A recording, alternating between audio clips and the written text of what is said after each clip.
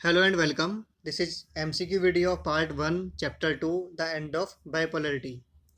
इस वीडियो में हम चैप्टर 2 से रिलेटेड MCQs पर डिस्कस करेंगे और इस वीडियो के बाद आप इस चैप्टर से रिलेटेड अपना ऑनलाइन टेस्ट भी दे सकते हैं, जिसके लिए लिंक डिस्क्रिप्शन बॉक्स में दिया हुआ है और इस टेस्ट को सबमिट करके आप अपना स्कोर भी जान सकते हैं।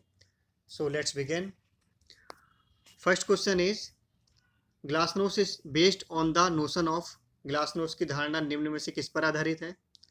ऑप्शन 1 मिलिट्री पैरिटी, सैन्य समता। Option 2 revival of Stalinist thought, स्टालिनवादी विचार का पुनरुद्धार। Third the expansion of the Soviet state, Soviet राज्य का विस्तार। या 4 openness of speech and expression, भाषण एवं अभिव्यक्ति की स्वतंत्रता। सोचिए कौन सा ऑप्शन सही है। ग्लासनोस्ट का की जो नोशन वो किस पर बेस्ड था या उसका क्या मीनिंग था ग्लासनोस्ट का? इसका आंसर होगा 4, option 4 openness of speech and expression, भाषण एवं अभिव्यक्ति की स्वतंत्रता। देखिए ग्लासनोस्ट जिसमें गोर्बेचेव के द्वारा सोवियत संघ के सिटीजन्स को बोलने की आज़ादी दी गई थी, राइट टू स्पीच या पब्लिकली डिस्कस करने की आज़ादी दी गई थी, ताकि सोवियत सिस्टम में जो प्रॉब्लम्स थी या जो लोगों के द्वारा जो मूवमेंट्स हो रहे थे उनका सॉल्यूशन किया जा सके, ऐसा मानना था गोर्बेचेव का, जिसके लिए इन्होंने ग्लासनोस्ट और इसके अलावा एक वर्ड और है पेरेस्ट्रोइका, इसको अप्लाई किया था। पेरेस्ट्रोइका का मतलब था restructuring of political and economic system, मतलब अर्थव्यवस्था का उदारीकरण करना। Next question is Lithuania begin it's independence movement in. Lithuania में स्वतंत्रता के लिए आंदोलन की शुरुआत किस वर्ष में हुई? ऑप्शन 1 1985, 1988, 1989 या 1991। सोचिए कौन सा ऑप्शन सही है। किस वर्ष लिथुआनिया में इंडिपेंडेंस मूवमेंट के लिए मूवमेंट शुरू हुआ? इसका आंसर होगा 1988, ऑप्शन 2। लिथुआनिया 3 बाल्टिक स्टेट्स में से एक था। बाल्टिक स्टेट्स ये 3 थे, एस्टोनिया, लटविया एंड लिथुआनिया। और जो मूवमेंट चल रहे थे यूएसएसआर में, और गोर्बेचेव के द्वारा जो ग्लासनोस्ट और पेरेस्ट्रोइका द्वारा जो खुलेपन की नीति अपनाई गई, उसमें लिथुआनिया सबसे पहला रिपब्लिक था जिसने आज़ादी की घोषणा की और खुद को यूएसएसआर से अलग कर लिया। Next question is the Warsaw pact was. Warsaw pact था ऑप्शन 1 एन इकोनॉमिक अलायंस, एक आर्थिक गठबंधन। ऑप्शन 2 ए पॉलिटिकल अलायंस, एक राजनीतिक गठबंधन। ऑप्शन 3 ए मिलिट्री अलायंस, एक सैन्य गठबंधन। या ऑप्शन 4 ए कल्चरल अलायंस, एक सांस्कृतिक गठबंधन। सोचिए कौन सा ऑप्शन सही है। क्या था वार्सा पैक्ट? इसका आंसर होगा ऑप्शन 3 ए मिलिट्री अलायंस, एक सैन्य गठबंधन। वार्सा पैक्ट जो कि नाटो के जवाब में बनाया गया था मई 1955 में सोवियत संघ के द्वारा, और ये अब अस्तित्व में नहीं है। ये डिजॉल्व हो गया था जुलाई 1991 में यूएसएसआर के डिजॉल्व होने के साथ ही। Next question is the Chechens are. Chechens हैं option 1 Buddhist group, option 2 Christian ethnic group, 3 Jewish ethnic group या 4 मुस्लिम एथनिक ग्रुप। बताइए चेचेंस किस धर्म को बिलोंग करते हैं? इसका आंसर होगा ऑप्शन 4 मुस्लिम एथनिक ग्रुप। चेचेंस हैं मुस्लिम जातीय समूह। चेचन्या जो कि रसिया का एक रिपब्लिक है, इसकी आबादी मुस्लिम बाहुल्य है। चेचन्या की रसिया के साथ कई बार वॉर भी हो चुकी है। Next question is the Soviet leader that was involve in the Cuba missile crisis was. वो सोवियत लीडर जो क्यूबा मिसाइल क्राइसिस में शामिल थे कौन थे? Option 1 Nikita Khrushchev, 2 Stalin, 3 Brezhnev या 4 मिखाइल गोर्बेचेव। सोचिए बहुत आसान क्वेश्चन है। इसका आंसर होगा option 1 Nikita Khrushchev. Nikita Khrushchev जो कि 1958 से 1964 तक पावर में रहे सोवियत संघ में, और क्यूबा मिसाइल क्राइसिस हुआ था 1962 में। Next question is the war that is been termed as video game war. वो कौन सा युद्ध था जिसे वीडियो गेम वार के नाम से भी जाना जाता है? Option 1 first world war, 2 second world war, 3 second Gulf war, या 4 फर्स्ट गल्फ वार। सोचिए कौन सा ऑप्शन सही है। ये मैंने वीडियो में डिस्कस किया है पहले। इसका आंसर होगा ऑप्शन 4 फर्स्ट गल्फ वार, पहला खाड़ी युद्ध। फर्स्ट गल्फ वार जिसे वीडियो गेम वार या कंप्यूटर वार के नाम से भी जाना जाता है, इसे इसलिए वीडियो गेम वार के नाम से जाना जाता है क्योंकि इस युद्ध का फर्स्ट टाइम टीवी पर लाइव ब्रॉडकास्ट हुआ था। ये युद्ध दुनिया ने लाइव टीवी पर देखा था, इसलिए इसे वीडियो गेम वार के नाम से भी इसको जाना जाता है।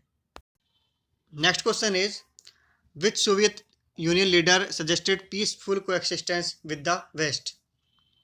वो कौन से सोवियत लीडर थे जो वेस्ट के साथ या पश्चिम के साथ पीसफुल कोएक्सिस्टेंस, शांतिपूर्ण सहअस्तित्व चाहते थे? Option 1 Lenin, 2 Stalin, 3 Mikhail Gorbachev, या 4 निकिता क्रुश्चेव। सोचिए कौन सा ऑप्शन सही है। वो कौन से सोवियत लीडर थे जो शांति चाहते थे? इसका आंसर होगा option 4 Nikita Khrushchev. Nikita Khrushchev जो कि 1958 से 1964 तक यूएसएसआर में पावर में रहे, उन्होंने वेस्टर्न या कैपिटलिस्ट कंट्रीज़ से पीसफुल कोएक्सिस्टेंस की पॉलिसी फॉलो की, और स्टालिन के विचार के विपरीत वे अमेरिका गए यात्रा पर, लेकिन अमेरिका के U-2 जासूसी विमान के कारण दोनों देशों के बीच संबंध खराब हो गए थे, और इसके बाद जो होने वाला जो पेरिस शिखर सम्मेलन था वो भी फेल हो गया था। Next question is in which country did an international coalition made up of Americans and Europeans launch air strikes to depose the dictatorial leader. तानाशाह नेता को पदच्युत करने के लिए अमेरिकियों और यूरोपीय देश लोगों ने किस देश में कार्रवाई की? ऑप्शन 1 लीबिया, 2 इजिप्ट, 3 सीरिया, या 4 बहरीन। सोचिए कौन सा ऑप्शन सही है, कहाँ पर ये कार्रवाई की गई थी? इसका आंसर होगा ऑप्शन 1 लीबिया। अरब स्प्रिंग वाली वीडियो में आप देख सकते हैं लीबिया में, जिसमें 2011 में आर्म्ड कॉन्फ्लिक्ट या सिविल वॉर हुआ था गद्दाफ़ी की तानाशाही के खिलाफ। इसके बाद यूनाइटेड नेशंस ने एक रेजोल्यूशन पास किया था जिसमें नेसेसरी स्टेप्स मेजर्स की बात की गई थी, और उसके बाद नाटो के द्वारा लीबिया में गद्दाफ़ी के खिलाफ सैनिक कार्रवाई की गई थी, और 20 अक्टूबर 2011 में गद्दाफ़ी को मार दिया गया था, और नाटो के द्वारा नेशनल ट्रांजिशनल काउंसिल के हाथों में लीबिया की कमान सौंप दी गई थी। Next question is the headquarters of NATO is. NATO का मुख्यालय कहाँ पर है? ऑप्शन 1 स्टॉकहोम, 2 हेलेंस्की, 3 ब्रुसेल्स, या 4 वाशिंगटन DC। सोचिए कौन सा ऑप्शन सही है, कहाँ पर है नाटो का headquarter?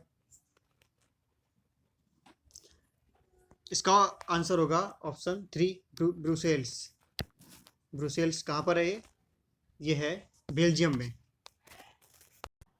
Next question is the Soviet war in Afghanistan which started in 1979 continued for how many years. Afghanistan में सोवियत युद्ध जो 1979 में शुरू हुआ वह कितने वर्षों तक जारी रहा? Options are 2 years, 5 years, 7 years, और 9 ईयर्स।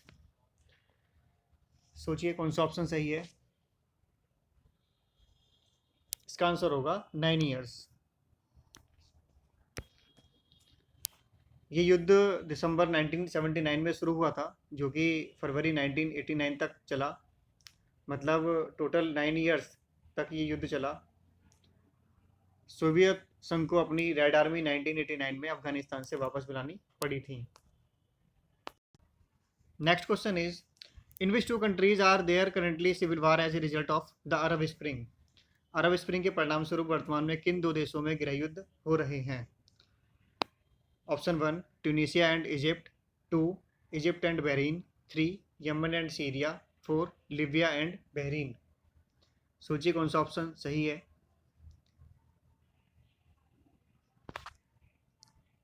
इसका आंसर होगा option 3 Yemen and Syria. Yemen और सीरिया अभी भी सिविल वॉर की चपेट में है। सिविल वॉर इन दो देशों में चल रहे हैं। इसके बारे में मैंने अरब स्प्रिंग वाली वीडियो में एक्सप्लेन किया है, तो आप उसे देख सकते हैं। Next question is the president of US during the first gulf war was. प्रथम खाड़ी युद्ध के दौरान अमेरिका के राष्ट्रपति कौन थे। Option 1 George W Bush, 2 Bill Clinton, 3 George H W Bush या 4 जिमी कार्टर। सोचिए कौन सा ऑप्शन सही है। कौन थे अमेरिका के प्रेसिडेंट फर्स्ट गल्फ वॉर के समय। इसका आंसर होगा option 3 George H W Bush. George H W Bush जो कि फर्स्ट गल्फ वॉर के समय यूएस के प्रेसिडेंट थे, इनके द्वारा इराक के खिलाफ ऑपरेशन डेजर्ट स्टॉर्म शुरू किया गया था, जिसमें एक कोएलिशन फोर्स यूनाइटेड नेशन के अंडर में बनाई गई थी। और ये जो ऑप्शन 1 है जॉर्ज डब्ल्यू बुश, ये सेकंड गल्फ वॉर के समय जो कि 2003 में हुआ था, ये अमेरिका के प्रेसिडेंट थे। तो इसमें आपको कंफ्यूज नहीं होना है। Next question is the Soviet union invaded Afghanistan in the year. Soviet संघ ने किस वर्ष में अफगानिस्तान पर आक्रमण किया था। ऑप्शंस आर 1975, 1977, 1979 या 1981। सोचिए कौन सा ऑप्शन सही है। अभी हमने डिस्कस किया था इसी से रिलेटेड एक क्वेश्चन पर। इसका आंसर होगा ऑप्शन 3 1979। अभी क्वेश्चन नंबर 10 में हमने डिस्कस किया था कि सोवियत संघ ने 1979 में अफगानिस्तान पर आक्रमण किया था और ये युद्ध 1989 तक चला था। 1989 में सोवियत संघ को अपनी रेड आर्मी अफगानिस्तान से वापस बुलानी पड़ी थी। Next question is the country that was invaded by Iraq in August 1990 was. अगस्त 1990 में इराक ने किस देश पर हमला किया था। ऑप्शन 1 इजराइल, 2 सऊदी अरब, 3 कुवैत या 4 यूएई। सोचिए कौन सा ऑप्शन सही है। इसका आंसर होगा कुवैत।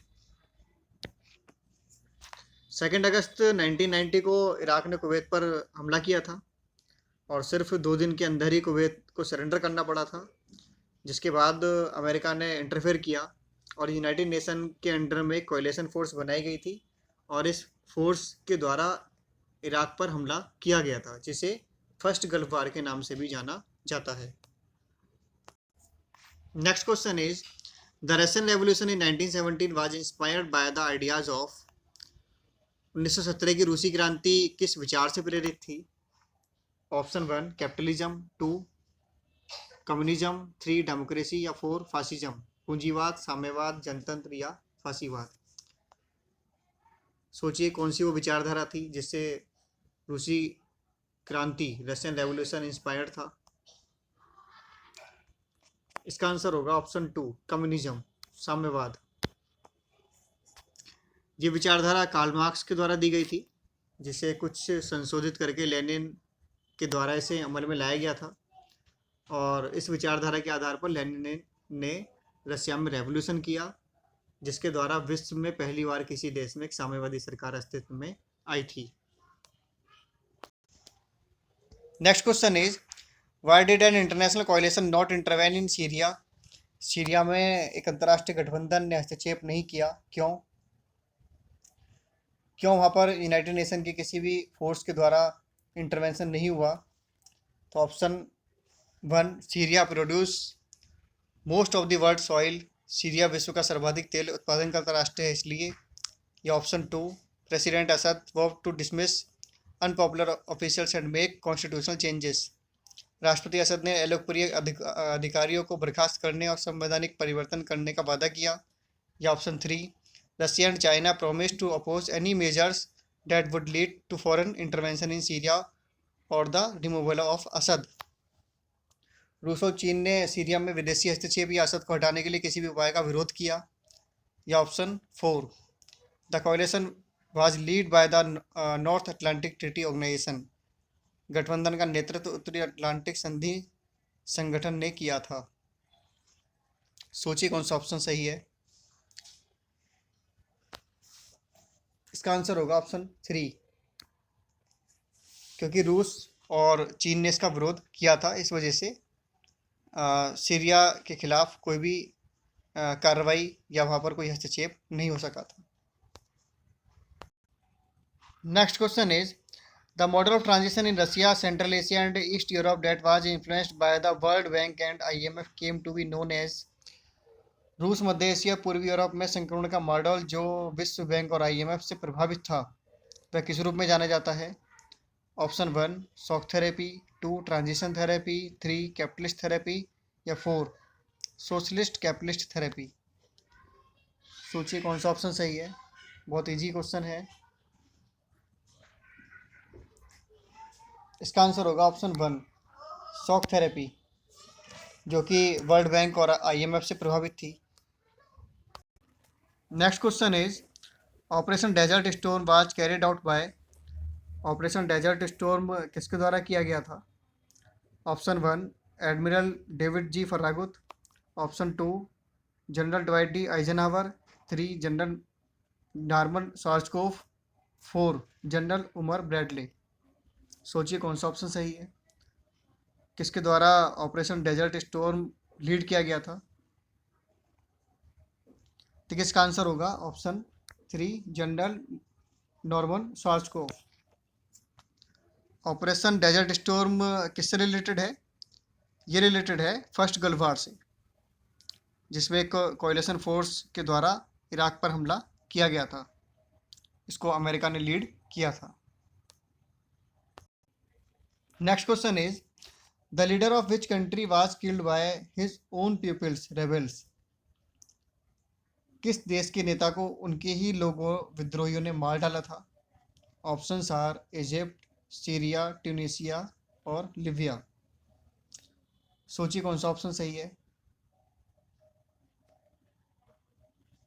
इसका आंसर होगा लिबिया, ऑप्शन 4। ये अरब स्प्रिंग में आएगा।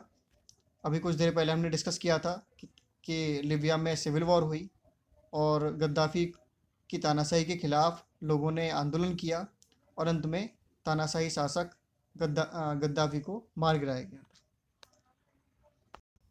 Next question is the country that gave the aid and technical assistant for steel plants in India is. वह देश जिसने भारत में इस्पात संयंत्रों के लिए वित्तीय एवं तकनीकी सहायता दी। Option 1, United States. 2, USSR। 3, Russia. 4, Japan. सोचिए कौन सा ऑप्शन सही है। किसने हमको सपोर्ट किया था, फाइनेंशियल एड दी थी और टेक्निकल सपोर्ट भी दिया था। इसका आंसर होगा ऑप्शन 2, USSR। USSR ने हमको सपोर्ट किया था, जिसका हमने 5 ईयर प्लान भी हमने फॉलो किया था। तो इस पार्ट में इतना ही। नेक्स्ट पार्ट में हम इसी चैप्टर से रिलेटेड कुछ और क्वेश्चंस पर डिस्कस करेंगे। तब तक आप अपना ऑनलाइन टेस्ट दीजिए। इसके लिए लिंक डिस्क्रिप्शन बॉक्स में दिया हुआ है और आपने कितना स्कोर किया ये मुझे कमेंट बॉक्स में बताइए। तो जल्द मिलते हैं नेक्स्ट वीडियो के साथ। Thanks for watching. Bye bye.